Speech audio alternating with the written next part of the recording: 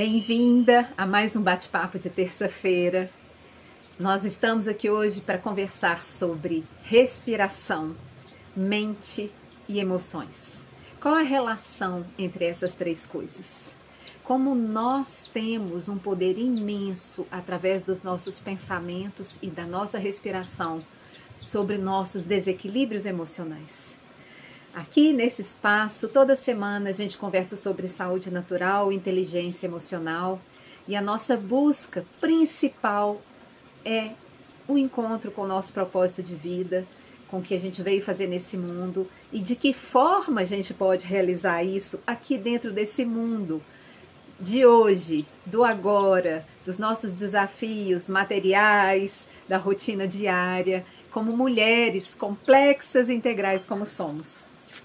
Esse é um assunto bastante profundo e nós vamos tentar aqui em poucos minutos trazer o que é mais relevante para você começar a refletir sobre esse poder imenso que você tem aí dentro de você e que a gente precisa acionar todos os dias, porque afinal de contas, especialmente nos tempos de hoje, as nossas emoções são desafiadas o tempo todo.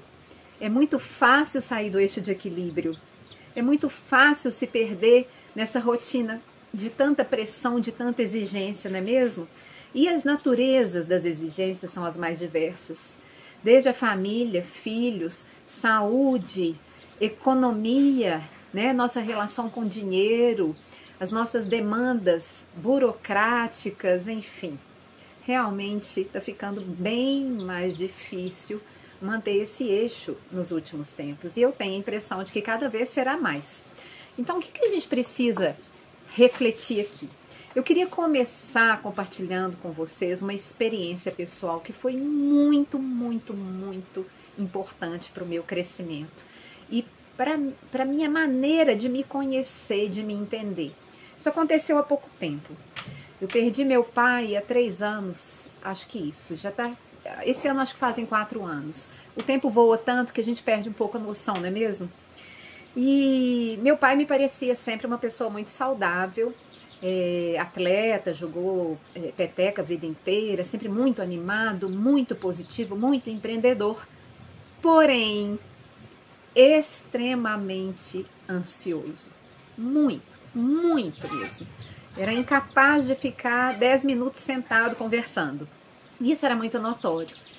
Só que mesmo sabendo dessa ansiedade, falando sobre ela, contando nos casos de família, eu não tinha noção de que este seria o motivo que levaria meu pai a uma morte quase súbita. Então, como foi para mim? Foi para mim assim, teve um momento em que ele compartilhou comigo que estava tendo sensações físicas muito fortes e que ele estava, aparentemente, né? Ele não falou, mas eu sentia que ele estava ficando com medo. E eu já sabia que os sintomas que ele me relatavam eram sinais de infarto. E eu comentei com ele sobre isso, que ele precisava ir imediatamente ao médico, porque o que ele estava sentindo era um sussurro no ouvido, para não dizer um grito, né, gente, de que não estava nada bem, que ele precisava tomar uma providência. O fato é que meu pai não fez isso. Eu acho que um pouco por orgulho, um pouco por talvez acreditar que nada fosse acontecer com ele, que isso você não passa? Às vezes a sensação de isso não vai acontecer comigo nunca, eu não sou assim, eu não sou assado, né? E no caso dele, aconteceu pouquíssimo tempo depois, eu tive a notícia de que meu pai tinha tido um infarto fulminante, né, numa madrugada. E isso fez com que eu entrasse num processo, Larissa, um processo pessoal de desequilíbrio emocional e físico inacreditável. E hoje eu sei, né, eu posso compartilhar com vocês que o que eu vivi foi, na verdade, uma empatia profunda com a situação que o meu pai tinha vivido. Porque eu ficava me colocando no lugar dele, imaginando a sensação física e o pavor que ele deve ter sentido naquela madrugada, quando veio provavelmente uma dor muito forte no peito, né? Imagino o que ele tenha sentido, que o fez levantar da cama e ir até o banheiro e de lá não levantar mais. E aí eu ficava lembrando disso, especialmente da noite, quando todos os gatos são pardos, vinha essa lembrança, e o que acontecia comigo? Imediatamente, ataques fortíssimos de taquicardia. E aí, na sequência, eu entrava também em medo. Porque, olha, se o meu pai, que achava que não tinha nada, chegou a morrer de infarto, de repente, por que eu agora que meu coração está pulando na boca, eu não posso também sofrer um infarto? E aí, um horror. Aconteceu que eu comecei a ter picos de taquicardia espaçados ao longo de 2 dias seguidos, até que minha mãe me pôs no carro e falou, vou te levar para o cardiologista agora. Porque nem assim eu tomava decisão, eu mesma, de procurar um médico. E foi o que aconteceu. Nós fomos para o cardiologista. Na cadeira de espera do cardiologista, eu estava sentindo taquicardia. E respirando fundo, tentando me controlar ali, eu me acalmava, mas o medo estava ali por trás. O que eu tenho, o que eu tenho? Até que o cardiologista fez eletrocardiograma, fez todos os exames, mediu o pulso, mediu o corpo inteiro, virou para mim e falou assim, Larissa, você não tem nada, seus exames estão perfeitos, seu batimento cardíaco está perfeito. Cuidado para você não ter um ataque de pânico. Então, tá tudo bem, fica calma. O que aconteceu com seu pai não vai acontecer com você se você se acalmar. Né? E aí, eu falei, gente, tá tudo bem. Ficou tudo bem. E eu percebi e entendi, a fichona caiu, de que o meu medo levava as minhas taquicardias e que de fato colocava o meu corpo em risco, certo? E eu, ao mesmo tempo, sabia que eu tinha ferramentas poderosas para não deixar isso acontecer. E então eu falei assim, se tá tudo bem, eu preciso ser coerente e aplicar o que eu já sei. Usar a minha respiração para me voltar para o eixo. E é aqui o ponto principal da nossa conversa de hoje.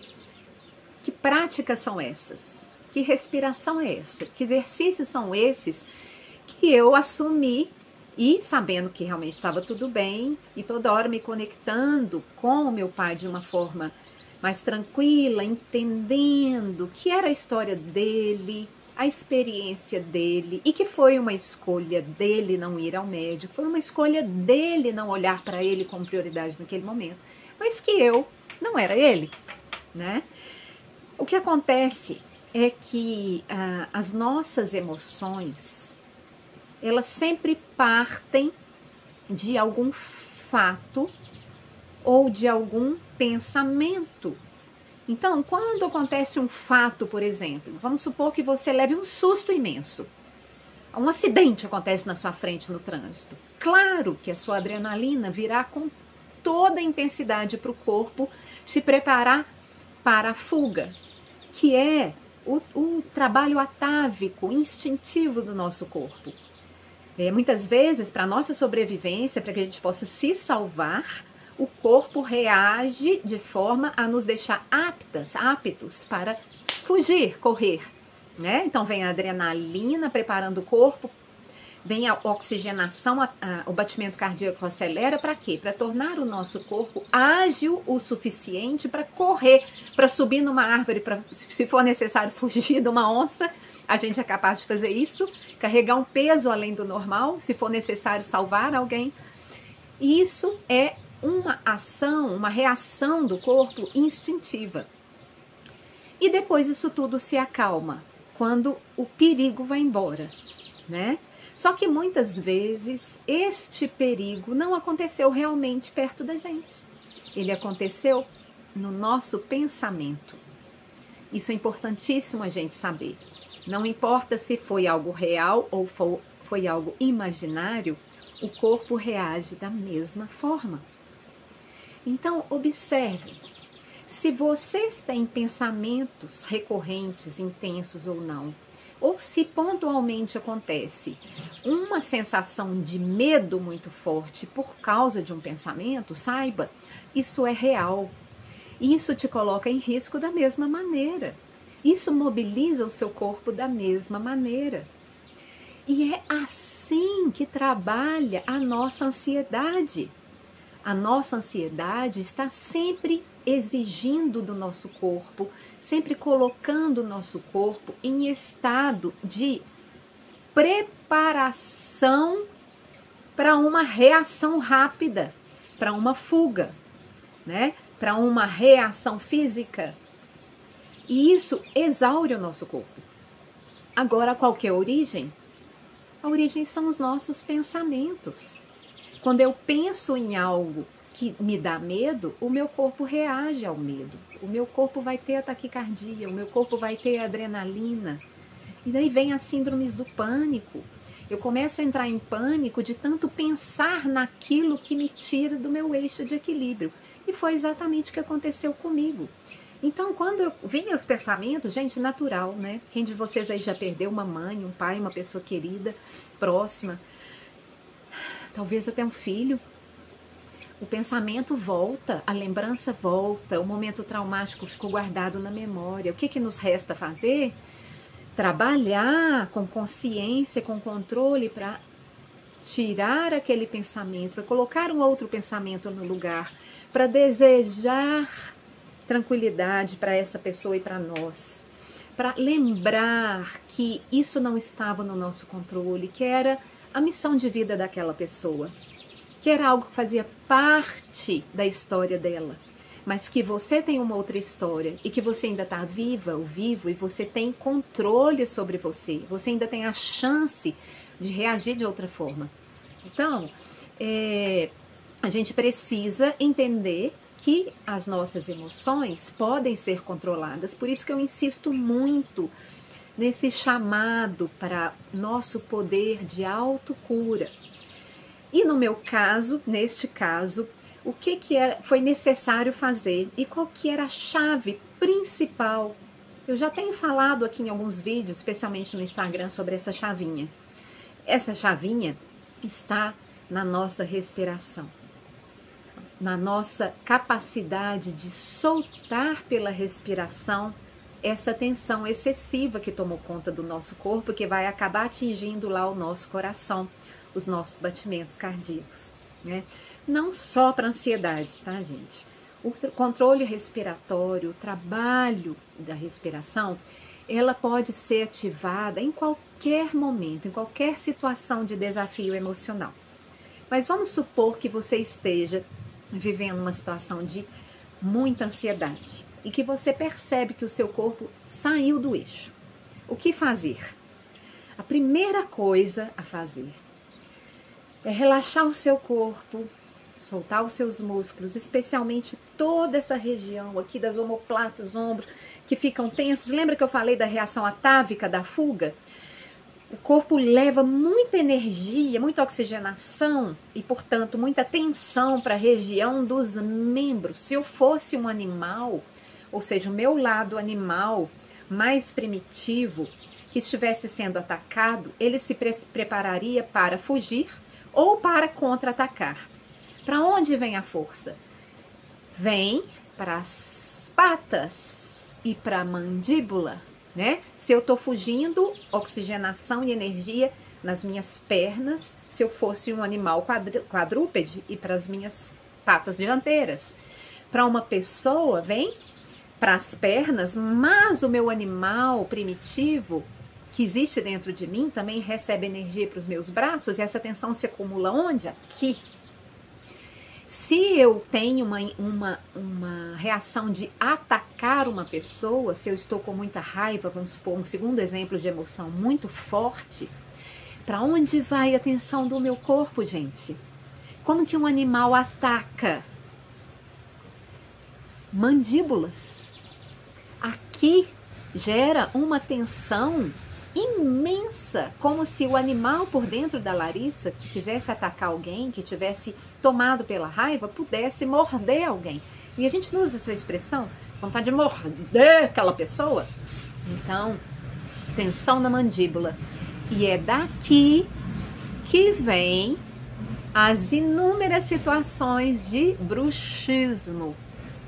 Porque eu acumulo raiva ao longo do tempo. Observem. Se você é uma pessoa cuja emoção limitante mais preponderante é a raiva, vai ser muito normal que que todas as experiências ao longo da sua vida em que você sentiu muita raiva e você não expressou essa raiva, você não colocou para fora a tensão que se acumulou aqui, essa tensão permanece aí. E como que ela vai se soltar nos momentos em que você não está consciente, em que você não está tentando controlar essa raiva? Portanto, ela se manifesta quando você está dormindo, quando o seu consciente está adormecido. Você está em estado de inconsciente ativado. E aí, arranje tudo. A raiva está aí, pedindo para sair, como se fosse uma colmeia de abelhas, que alguém tivesse tampado a saída das abelhas. Imagina, aquela tensão para sair. É exatamente isso. Então, a tensão que está acumulada no meu corpo ansioso, que é o caso aqui em questão, que a gente falava do meu pai, em caso extremo, eu, em caso menos extremo, me colocando com empatia no lugar dele, me imaginando no lugar dele, era preciso soltar essa tensão que estava se acumulando no meu coração. E na inteligência emocional Bioflow, que, para quem não sabe, o principal meio de trabalhar essas energias contidas, a principal técnica de cura que a gente usa é uma sessão de respiração. O que nós fazemos? Nós trabalhamos a respiração, corrigimos desequilíbrios respiratórios, colocamos o nosso corpo e nossa respiração num fluxo de energia, por isso o flow, de fluidez de energia, para que o meu corpo possa mostrar onde essa energia está acumulada e para que eu possa soltar essa energia. E a dica preciosa de hoje, que eu quero que vocês experimentem, exercitem já, em todos os momentos que vocês se lembrem disso, é a exalação. Não é a única coisa importante, não, é só uma parte dessa história toda. Mas se você observar a sua exalação, a sua expiração, como você solta o seu ar, eu acredito que você vai perceber aí que a sua exalação não é relaxada. Sabe por que eu sei disso? Porque praticamente a totalidade de nós adultos, para não dizer 99,99% de nós, controlamos a nossa exalação, consciente ou inconscientemente. E é muito mais inconscientemente. E por que, Larissa? Por que nós controlamos a nossa exalação? De onde vem isso? Não faz sentido. Faz. Sabe por quê? Porque a gente aprende em Bioflow que a exalação representa a nossa confiança, a nossa entrega na vida. Se eu confio, eu me solto, eu me entrego. Só que confiança é algo extremamente difícil de encontrar nas pessoas humanas nos tempos de hoje. E eu não falo, né, a confiança. Ah, Larissa, eu confio em você. Eu sei que você é uma pessoa honesta, uma pessoa íntegra, eu confio em você. Não é essa confiança. A confiança da exalação relaxada é a ausência de medo. É o relaxamento da entrega do meu corpo físico, das minhas emoções, da minha alma para esse mundo, para essa vida como um todo. 100%, me deixando levar, confiando que não vai acontecer nada de errado comigo, confiando que os meus problemas não são desafios tão grandes, que a minha falta de dinheiro é solucionável, que quando eu for andar na rua de noite eu não vou ser assaltada por um ladrão, confiando que os meus filhos são protegidos e que eles podem viver a vida deles sem que eu tenha pânico de alguma coisa acontecer de errado com eles. Confiando que minha mãe, que agora meu pai já foi, que a minha mãe é saudável e que eu posso confiar que ela não vai ter nenhum problema de saúde. Confiando que eu tenho saúde, que eu não vou passar nenhum aperto, que eu não vou morrer de infarto daqui a pouco. Essa é a confiança que a gente fala. Então vamos lá? Como exercitar essa confiança? Como trabalhar para que, se de dentro para fora é muito exigência agora, Não, Larissa, eu não consigo apertar um botão e me sentir confiante nesse mundão turbulento de Deus. Então, o que a gente faz? E é a mesma lógica da yoga. É a gente exercitar através da respiração a confiança e assim nesse processo de soltar essas tensões e de liberando o fluxo de energia no meu corpo, o meu corpo vai se sentindo confiante, essa energia vai transitando e as minhas emoções vão se acalmando e aos poucos a minha alma vai se acomodando, o meu espírito entendendo que ali tem mais espaço para ele se acomodar e viver a sua missão nessa vida, o seu propósito de vida. Então, o que a gente precisa fazer? Encontre, onde você estiver, uma postura de relaxamento dos seus ombros, dos seus braços pesados. Apoie ele nos seus joelhos. De preferência, apoie as plantas dos pés no chão. Alongue-se, sem se preocupar de uma postura de bailarina ou de yoga elegante. Sim, solta, alongada para que o fluxo de energia percorra a sua coluna. E solte a sua exalação. Observe se ela está tremida, ou se você solta um pouco o ar, segura, solta um pouco o ar. Se a exalação sai tão pouquinha que você nem consegue escutar, ou se você tem que fazer força para soltar o ar, e você sente que tem esforço e tensão ali. Observe como está e tente soltar o ar como se uma folha pesada fosse largada lá do andar de cima e caísse com fluidez da gravidade até o chão. Feche os olhos e imagina a sua exalação como essa folha caindo ao peso da gravidade.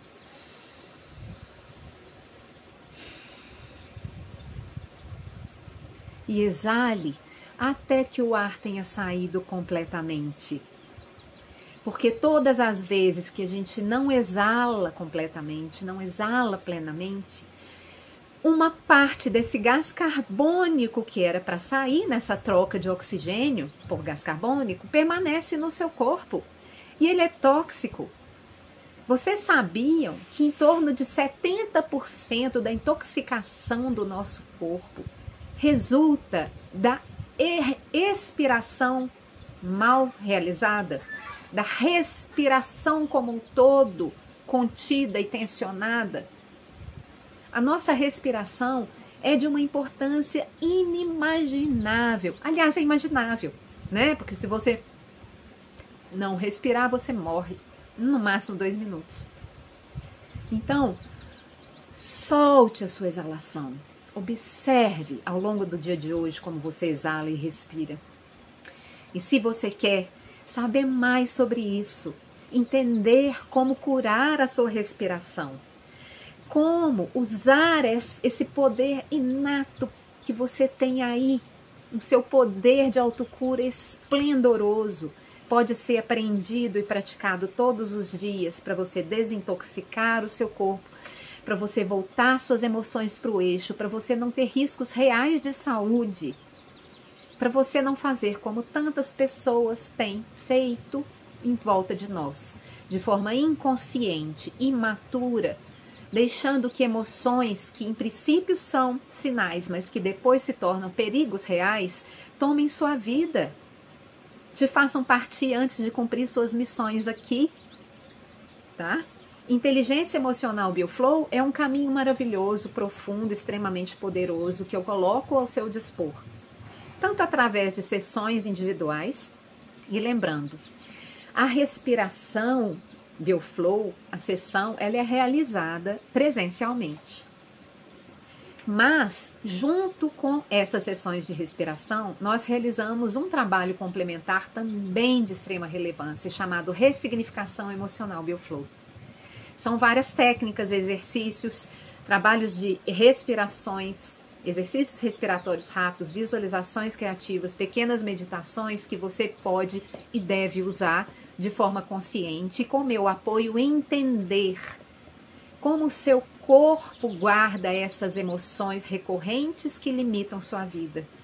Como que as suas emoções afloram como quando você começa a entender e escutar o seu corpo. E como curar essas emoções, ressignificando-as, para que elas deixem de te bloquear e, pelo contrário, te impulsionem para uma vida com mais sentido, com mais leveza, com mais liberdade. Também, a partir do dia 6 de maio, nós trabalharemos aqui, fiquem ligados aqui na página do Instagram, Larissa Dolabella, um desafio para você que tem dificuldades de lidar com isso sozinha ou sozinho e que quer um apoio intensivo de 15 dias para sair do seu estado de ansiedade, estresse, arriscados, doentios, para um novo olhar para a sua saúde, para a sua vida com mais leveza, com foco, com consciência do que está acontecendo, com práticas, técnicas, mudanças de rotina que são muito transformadoras. Fique atento, agora no dia 29, nesse próximo sábado, nós teremos uma aula ao vivo às 11 horas da manhã. E depois, no dia 1º, eu abrirei as inscrições para o grupo de desafio. Esse é lançamento, né? O primeiro grupo de desafio, as vagas são bem reduzidas porque o trabalho é muito intensivo e é personalizado. Se você quer receber todas essas informações em primeira mão e ter prioridade nas inscrições, como eu falei, são muito limitadas, você pode deixar uma mensagem aqui embaixo desse vídeo com a sigla GP. Aí embaixo está anotado, grupo com prioridade.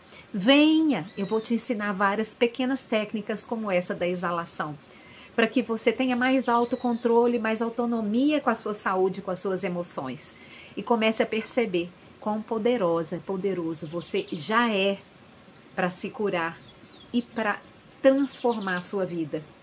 Eu te aguardo, compartilhe esse vídeo, transbordem para as pessoas que vocês amam, que podem se beneficiar com essas informações.